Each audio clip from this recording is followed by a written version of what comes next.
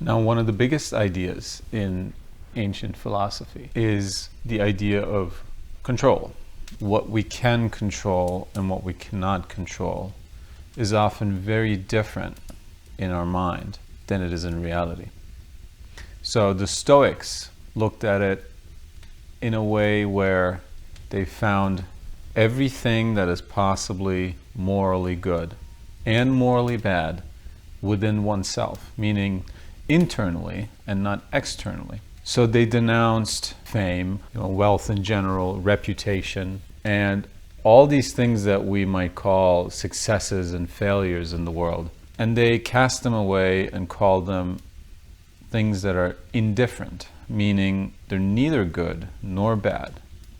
In this understanding, money isn't bad. It isn't good either. It's simply indifferent. I think Epictetus had this one quote where he said, I'm heavily paraphrasing here, but I'm not going to go and compete with everyone else for if figs are being given out. I'm not going to grab for them. I'm not going to go ask for them. I'm not going to step over others to get one. But if one falls in my lap, then I'll eat it. And it's similarly to that, the general conception when they say, especially in Stoicism, like I mentioned, that money, fame, anything like that, anything external that we need others' permission to get, that is not immediately in our hands, are things that are neither good nor bad, and they can be pursued as long as everything that is more important than them, meaning our freedom, our happiness, our tranquility, our virtues, remaining intact. As long as they can remain intact, one can pursue these things. Although it's still an argument if it would be one's best use of one's time. But certainly there's nothing that speaks against it. So in that way, it's a very practical, very applicable idea even in our times. But first, we should of course talk about what they exactly meant by control and what are the things that are internal versus external. What are the things that are good or bad versus things that are indifferent? Epictetus very frequently uses this analogy of asking someone whether it's day or night, to have them look outside and tell him whether it's day or night. And, if it's day, the person would say, it is day. And then Epictetus would ask, if I gave you a lot of money to tell me that it's in fact nighttime, could you do it? And they would say, well, yeah, I could tell you that. But then he would ask, would you actually believe that it's nighttime now?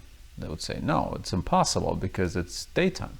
And that's exactly the amount of control others have on our ideas, on our mind, on our opinions. Similarly, if someone threatened you with violence or anything else, to truly believe that it is night right now, even though it's day, they couldn't do it. They couldn't achieve it.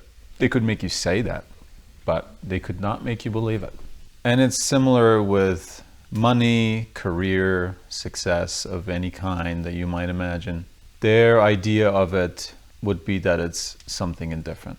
Why? Because it's not entirely in our control.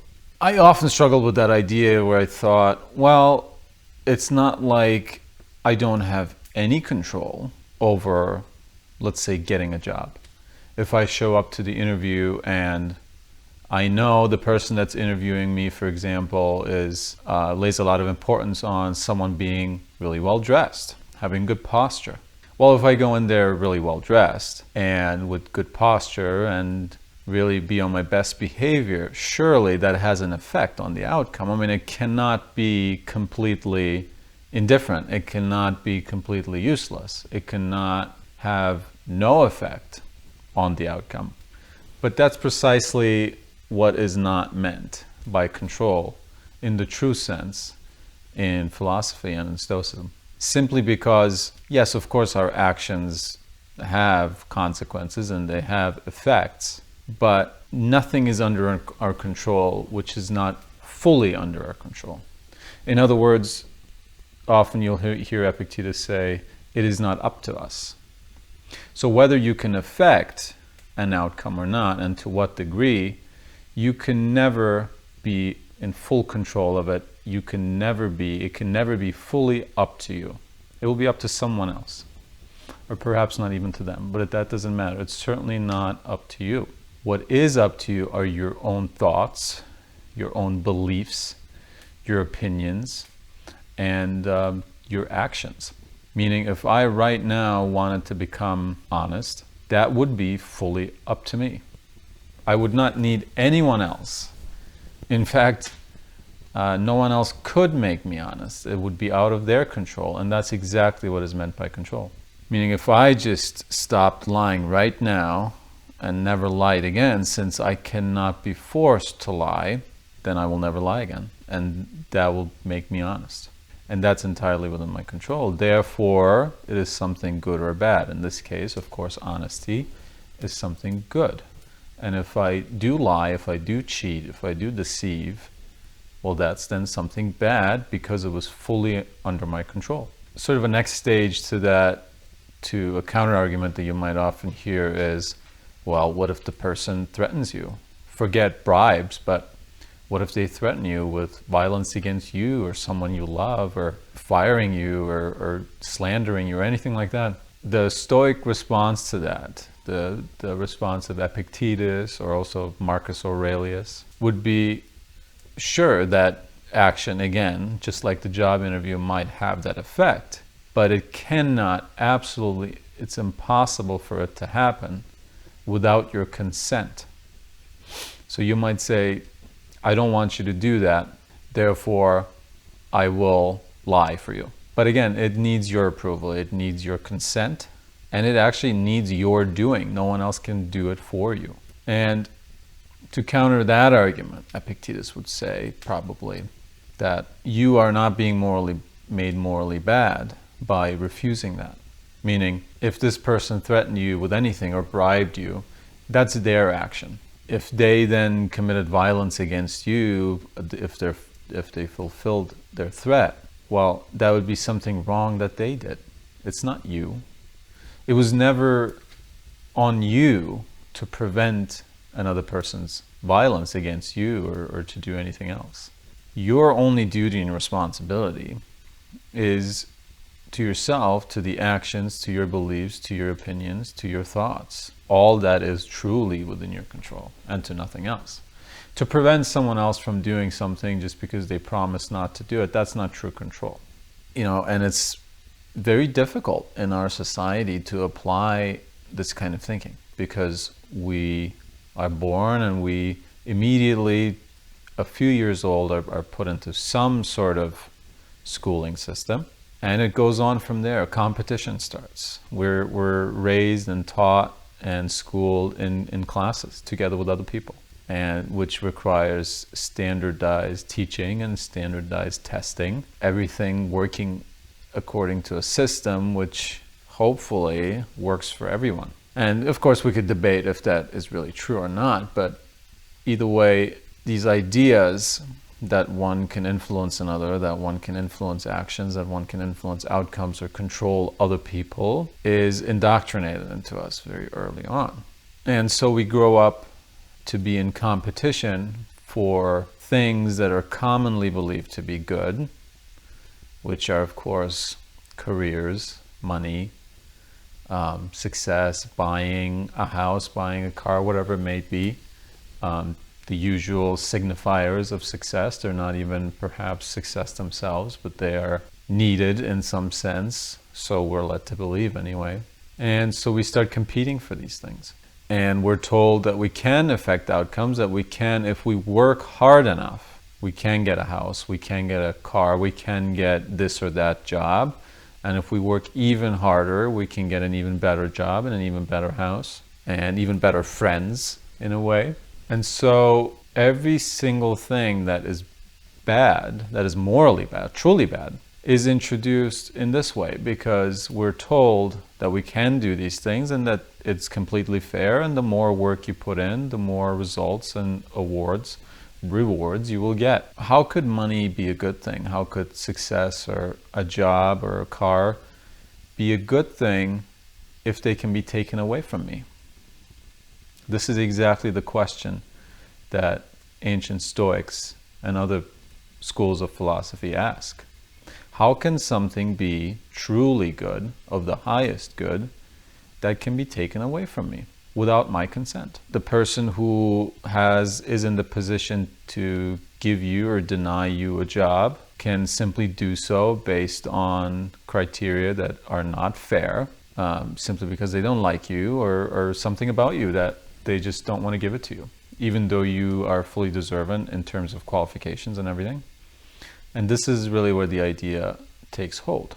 Nevertheless, like I said, in our society, we are compelled to try to achieve these things. And it's not even that just other people are unjust. Our own bodies, our own health are not, to the true sense, in the true definition of control, are not in our control. Our health is not really in our control. Something could happen that was meant to happen, that was genetic or anything else.